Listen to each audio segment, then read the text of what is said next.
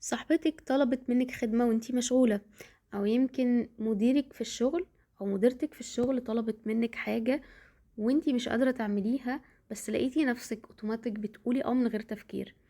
ويمكن بعدها تقعدي تحسي بالضيق وتحسي انك بتلومي نفسك، وانا ليه وافقت وانا عارفة ان انا مضغوطة او عارفة ان انا مش هقدر اعمل ده. ممكن يكون موقف بسيط بيتكرر بس بيكشف نمط نفسي اسمه الإرضائية أو البيبل بليزنج.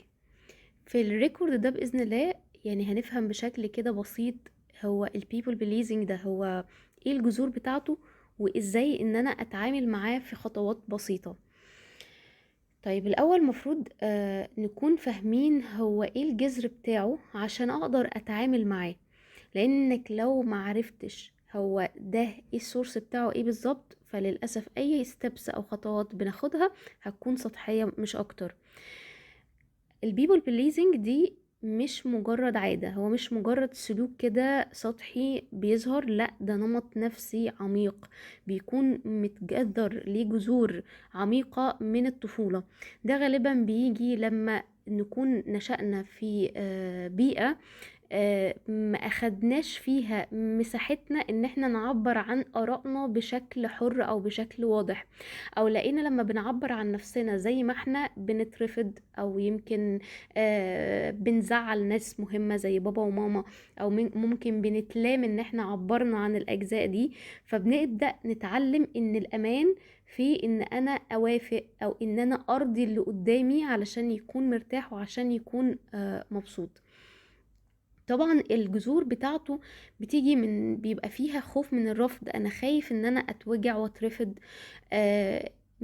الديناميك بتاعت الأسرة او علاقتي بأهلي وانا طفل صغير ما اتعلمتش ان هو يكون في حدود واضحة، او ما طلعتش ان بيتم احترام الحدود بتاعتي، بيتم احترام مشاعري، او ممكن يكون في احتياج عميق نفسي انا ما تمش اشباعه بشكل كافي من القبول والحب، او يمكن اتعلمت اني اخد الاحتياجات دي من الاخرين او من رضاهم عني. طيب ازاي بقى اشتغل على النمط ده؟ اول حاجة ان انا افهم المشكلة بتاعتي الجذور بتاعتها ايه. طبعا احنا اتكلمنا بشكل مختصر عن ايه الجذور. طبعا كل واحد بيبقى ليه جذور معينة، ممكن تكون مجموعة من ده، ممكن تكون حاجات أقوى أو أكتر، يعني حاجة مثلا الخوف من الرفض أكتر من فكرة الاحتياج مثلا للقبول والحب. فكل واحد محتاج يفهم هو ده شكل الجرح أو الجذر بتاعه كان عامل ازاي، لأن لما انت هتبقى واعي بده وهتبدأ تفككه، هو ده الكي او هو ده المفتاح اللي هيساعدك ان انت تبدأ بالتدريج تتخلص من نمط زي ده. هل مثلا بتشعر ان قيمتك او انا ليا قيمة لما الناس تكون محتاجاني او انا ارضيهم؟ هل ده البيبل بليزنج النمط ده عشان انا خايف من الفقد، فانا خايف افقد الناس او ينفضوا من حواليا، فانا دي وسيلة ان انا ابقيهم حواليا؟ ولا هل دي طريقة علشان اخد شعور الحب والقبول من الاخرين اللي حواليا؟ ولا ممكن ده يكون الجذر بتاعه ان انا اتربيت في بيئة الحب فيها كان مشروط، لما اكون كويس بس لما اتكلم بطريقة معينة، لما اعمل كذا انا بتحب، ما عملتش كده فانا بتعرض لنبذ او بتعرض بلاقي نفسي مش محبوب. ولا ممكن يكون عندي افكار غلط ان انا كده مثلا باخد ثواب، او دوت خير، او دي كده طيبة، او ان انا لو قلت لا فدي انانية، او ان انا كده حد ما بيحبش غير نفسه، او كل الافكار دي اللي هي معيقة واللي هي اصلا مش صح. فاول حاجة انا اعترف بالنمط اللي عندي واحدد ايه الشكل بتاعه، وابدأ اكتب كده وجاوب هو ايه القصص اللي حصلت وانا طفل صغير كانت بتدعم او بتشجع النمط ده عندي. فده رقم واحد. رقم اتنين، دلوقتي عايزين نشوف ال current situation او الوضع الحالي بتاعك، ايه الحاجات التريجرز اللي بتحفز ظهور النمط ده، يعني امتى النمط ده بيظهر عندي؟ هل في اشخاص معينين هم اللي بحس ان صعب ان انا اقول لهم لأ؟ اكيد ان احنا مش كل الناس عندنا بنفس الدرجة او بيثير وعندنا نفس المشاعر، فهم مين الاشخاص دول؟ طيب ايه الاحساس او الشعور اللي بتحس بيه لما بتتحط في موقف بتتعارض فيه رغبتك مع رغبة الاخر؟ وايه الافكار اللي بتيجي في بالك؟ يعني اكتب كده ايه هو الموقف، ايه الفكرة او مجموعة الافكار اللي بتيجي في بالك، وايه الشعور اللي بتحس بيه. هل الشعور مثلا بالذنب، بتحس بالقلق، بتحس بالخوف؟ ده عشان نفهم اكتر الجذر بتاعه فين، او ايه الحاجة اللي بتحفز النمط ده. فانا مثلا لما بحس بالخوف بلاقي نفسي بدأت ان انا ارضي الاخر، او لما بحس بشعور الذنب، في شعور عميق بالذنب، فبلاقي نفسي ببدأ ان انا ابدي احتياج الاخر على الاحتياج بتاعي. فالنقطة دي مهمة. يبقى هكتب ايه هو المواقف، يعني خد مثلا من اخر 3 4 مواقف، حتى لو موقف واحد بس، وابدأ اكتب ايه هو الموقف اللي حصل، ايه الفكرة اللي جت في بالك، فايه الشعور اللي انت حسيته، فايه ردة الفعل، فايه النتيجة اللي هي انت حصلت عليها في الاخر. ده مهم جدا جدا، ويخليك تفهم اصلا النمط بتاعك والتريجرز اللي بتحصل. طيب ايه بقى المسجز الداخلية اللي بتيجي، اللي هي الافكار اكتر؟ لو قلت لا مثلا فلان ده هيكرهني، انا مش عايزه ابان اناني، انا عايز لو قلت لا اللي قدامي يعني هيعترض او هيتنرفز او هيزعق او ممكن يأذيني. فانا عايزه افهم بالظبط ايه هي الرسائل او ايه هي الافكار اللي هي بتيجي. كتابة ده وان هو يكون واضح قدامك كده في ورقة، هيخليك ان انت تشوف النمط بتاعك بشكل واضح. ودي نقطة مهمة جدا لو انا عايز ابدأ اكسر الباترن ده. طيب في نقطة بقى مهمة في كسر الباترن او كسر النمط. كسر النمط لو انا هختصره في حاجة بسيطة، رغم ان تطبيقها شوية هياخد مننا مجهود وده طبيعي جدا، هو قرار يعني رقم واحد، خد decision. هل انا هقرر استمر في النمط ده ولا لا؟ ولو حاسس انك مش قادر تاخد قرار بشكل واضح، جيب ورقة وقلم واقسمها كده بالنص، واكتب هو ايه مميزات ان النمط ده يستمر، بيخدمني في ايه، وايه هي النمط ده بيضرني فيه، وبعدين خد قرارك. الناس دي ممكن تهاجمني، الناس دي ممكن تأذيني، الناس دي هتكرهني، الناس دي هتبعد عني، هما مش هيحبوا ده، هما مش هيعجبهم ده، whatever بقى ايه هي الكوزس، او انت حاسس ان هو بيدعمك في ايه او بيحميك من ايه، وايه هو العواقب بقى، او استمرار النمط ده بيضرك في ايه. بيضرني ان انا بفقد نفسي، ان انا مش مرتاح، ان انا مش مبسوط، ان ستيل الناس دي ما بترضاش، ستيل الناس دي اللي عايز يمشي بيمشي، ستيل الناس دي ما هماش لويال في الاخر. فانت في حقيقة الامر هتلاقي انه بالعكس، ده كل الافكار اللي انا كنت بعتقد ان النمط ده بيحميني منها، هو في الحقيقة هو بيسببها ليا. لانه انا لما برضي الناس كلها، فانا حياتي حرفيا مشاع للناس كلها. انا اي حد بيدخل حياتي، انا الشخص المستغل هو اللي بيجي، لان انا عماله بدي ما عنديش حدود. فالناس المستغله هم اللي بيتواجدوا اكتر، الناس الفيك هم اللي بيبقوا موجودين اكتر في حياتي. فبالعكس لما اتعلم، لما انت تكتشف ده، انه انا لما اتعلم ان انا احط حدود، ان ده مش هيبعدني عن الناس، بالعكس بيخلي الناس الحقيقية والناس الصادقة هم اللي يبقوا موجودين أكتر في حياتي. آه فأنت هتبدأ بالتمرين البسيط ده تكتشف إنك كنت واقف في وهم، خوف هو اللي مأيدك، سواء خوف من فقد أو أذى أو غيره، وإن ده كان مجرد وهم، والوهم ده كان موجود في دماغك. فرقم واحد خد قرار، رقم 2 تبدأ تاخد أكشن عكس ده. هنبدأ بقى نتكلم ايه الاكشنز اللي انا ممكن اخدها عشان اكسر النمط ده. رقم واحد، عايزين نتعلم ان احنا نقول لا، او نورمالايز فكرة ان انا اقول لا على الحاجات اللي انا هي مش اوكي معايا، بطريقة لطيفة وكايند، وهحترم مشاعر اللي قدامي، بس في نفس الوقت انا حقي ان انا اعبر عن الاحتياجات بتاعتي بشكل واضح وبدون لف ودوران، وبشكل مباشر. فطيب هتعلم ده، هروح مثلا اكتر واحد بيوترني مثلا او بحس ان انا مش قادره اقول لا قدامه، هعمل معاه ده؟ فالاجابه لا، هنعملها بالتدريج من الاشخاص او المواقف الاقل ثريتنينج او اقل تهديد للتدريج للمواقف الاعلى. ده بيبني عندك احترام للذات، بيبني عندك تقدير الاعلى لذاتك، بيبني عندك قوه، بيبني عندك سيلف ليدرشيب، فهو بيبني مهارات هتحصل بالتدريج. لما ابدا ده، ممكن ابدا في الاسبوع بموقف بسيط بس ارفض فيه طلب بسيط، او اعبر عن رأيي بشكل مختلف عن الناس اللي موجودين في بيئة آمنة. ممكن نستخدم جمل يعني تكون لبقة، زي انا مش هقدر اوعدك دلوقتي، اديني. لو انا بلاقي نفسي بقى بتسرع مثلا بقول من غير ما افكر، طيب اديني وقت افكر بس وارد عليكي. طيب خليني بس عشان الدنيا مش واضحة قدامي، هشوف بس الدنيا عندي اذا كنت هقدر اعمل ده ولا لا، وهأكد عليكي. طيب انا النهارده تعبانه، محتاجه او مش لازم تعبانه، انا محتاجه مثلا ان انا استريح النهارده، فهشوف لك او هرد على المسج بتاعتك بكره. فممكن استخدم مواقع جمل تكون لبقه، او ادي نفسي مساحه لو انا بلاقي نفسي بتسرع مثلا في ان انا اوافق، بحيث ان انا افكر وايه ارجع ارد على اللي قدامي. فده يساعدني ان انا اقول لا، واقولها بطريقه لطيفه، وابرمج مخي انه على فكره ما حصلش حاجه، يعني ناس لا بعدت ولا حصل كل الكوارث اللي انا كنت والسيناريوهات اللي انا كنت بتخيلها دي.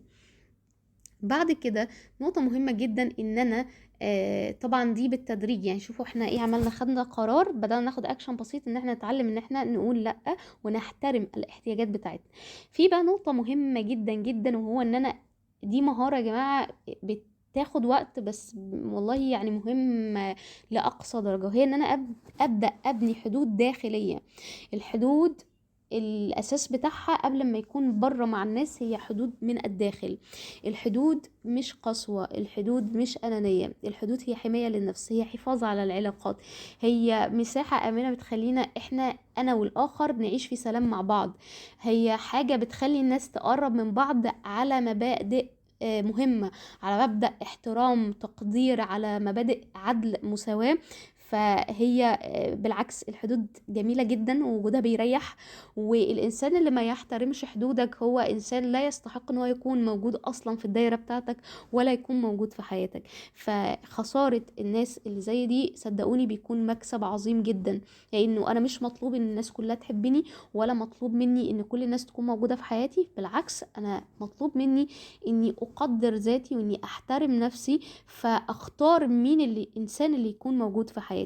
فكل ما كنت إنسان صادق وواضح وعندك حدود واضحة، كل ما جذبت، بقيت زي المغناطيس، جذبت الناس اللي شبهك، الناس اللي بتحترم ده وعندها قدرة انها تحترم يعني حدودك ومساحتك الداخلية، وطردت ونفر عنك الناس اللي ما عندهاش رغبة ان هي تحترم حدودك، ولا انت اصلا في الصورة، هم جاست كانوا موجودين عشان بيقتاطوا على الحاجات اللي هم بياخدوها منك مش اكتر.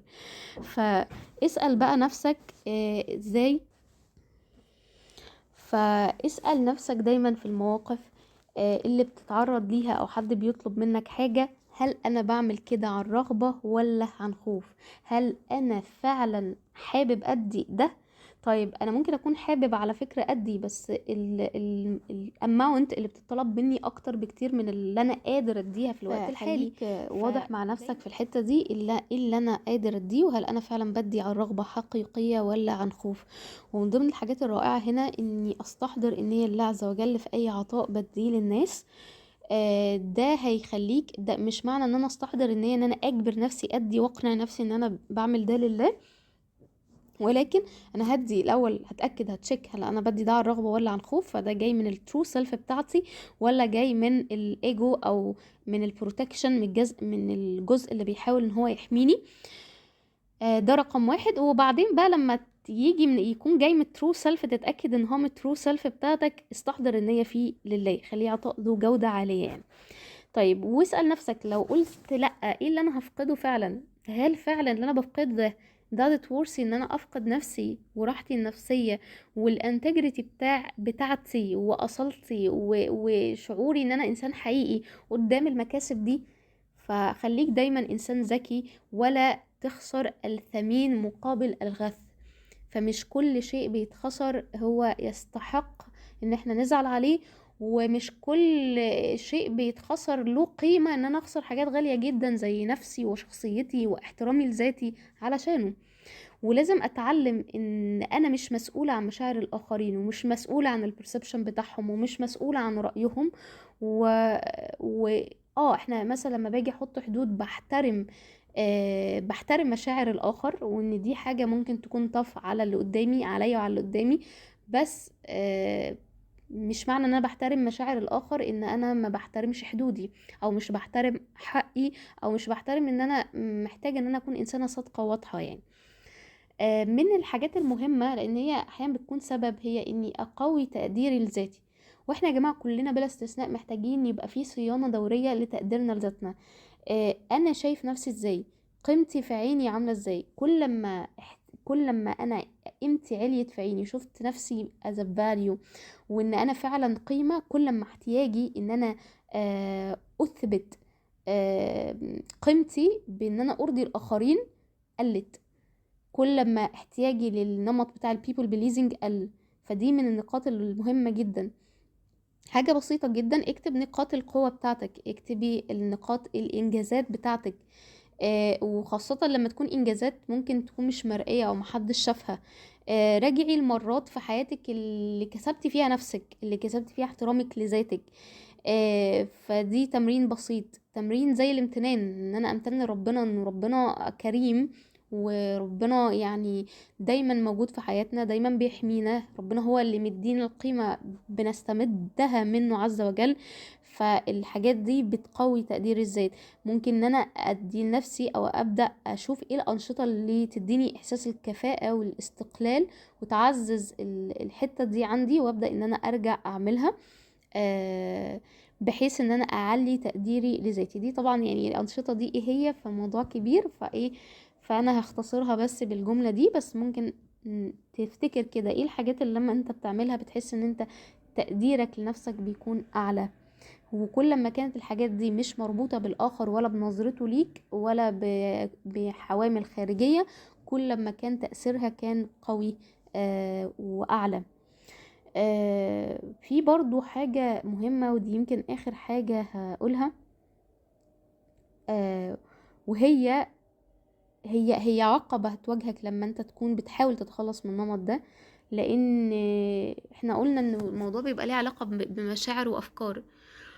ففي معتقدات انا محتاجة ان انا اغيرها. زي انت اناني لما تاخد حقك، انت كده حد وحش، حد اناني. انت تحس مثلا انك كأن لازم الناس كلها توافق على القرار بتاعك مثلا. تحس ان مسؤوليتك ان فلان زعل من ان انت مثلا بتحط حدود، او ان انت مش يعني اخترت نفسك، مع انه مش حقه يعني. بس تلاقي نفسك بتحمل نفسك هذه المسؤولية. فأول حاجة في النقطة دي يعني، انت محتاج انك تبدأ تستبدل المعتقدات الخاطئة وتصلحها وتصححها بإيه المعتقدات الداعمة اللي تخدمني دلوقتي. محتاج تدرب نفسك انك تهدي نفسك لما يكون في مشاعر عالية بقى في المواقف دي. وتفكر نفسك انا مش اناني لما احافظ على نفسي، بالعكس انا محاسب على نفسي وانا مطلوب مني ده. ان تفكر نفسك ان مش كل الناس لازم توافق على قراراتي، مش كل الناس لازم يعجبها انا عاجبهم، مش كل الناس لازم يعجبهم افكاري او ارائي، او يوافقوا على ان انا احط حدود. الحدود بتتحط مش عشان الناس موافقة عليها، الحدود بتتحط عشان تحمي نفسك وعشان تحافظ على علاقتك بالإنسان اللي قدامك. محتاج تفكر نفسك ان زعل الآخر ومشاعره مسؤوليته الشخصية، مش مسؤوليتك انت. وأفكاره مسؤوليته هو، مش مسؤوليتك انت. وأفعاله مسؤوليته هو، مش مسؤوليتك انت. فاحنا محتاجين نرد كل مسؤولية، أو نرد يعني الحاجات اللي مكانها. طالما لا أفكاري ولا مشاعري ولا شيلتي ما حاسبش عليها. وده قمة الاحترام وقمة التقدير. ومفيش أغلى من احترام انت ممكن تاخده من حد صادق، ومن حد قوي، ومن حد بيعرف ان هو يحط حدود كويس. لأن الإنسان ده يوم ما بيديك احترام وتقدير فهو بيديك حاجات حقيقية، مش حاجات فيك. فانت فكر نفسك بده، وخليك انت الشخص ده اللي بتدي للناس. يوم ما بتديهم الاحترام او التقدير بيكون حقيقي نابع عن رغبة عن ذاتك مش عن خوف. يوم ما بتديهم خدمة او بتساعدهم في حاجة هي مش مطلوبة منك، فانت بتعمل ده بشكل يناسبك، وبرضه بتدي ده عن عطاء حقيقي مش برضه عن خوف. فدي خطوات هتاخد وقت، ده طبيعي، مفيش حاجة في الدنيا وبالذات لما يبقى نمط عميق ليه جذور بيختفي كده بين يوم وليلة. ده بياخد وقت، بيحتاج مننا ان احنا نستمر وان احنا نطبق. في بعض الاحيان ممكن الموضوع لما يبقى متجذر قوي احيانا بنحس ان احنا مش قادرين. ده ساعتها بنحتاج سبورت من حد، ان احنا نطلب سبورت، جلسات مثلا، سيشنز علاج شعوري او كوتشنج، او العلاج الشعوري اكتر، يعني حاجات ريليتد بالماضي اكتر تساعد في الحاجات دي. فما تترددش ان انت تطلب المساعدة من حد يكون متخصص. بس دي خطوات بصدق لو بدأنا ان احنا نطبقها هتفرق معانا جدا في ان احنا نتخلص من الباترن ده.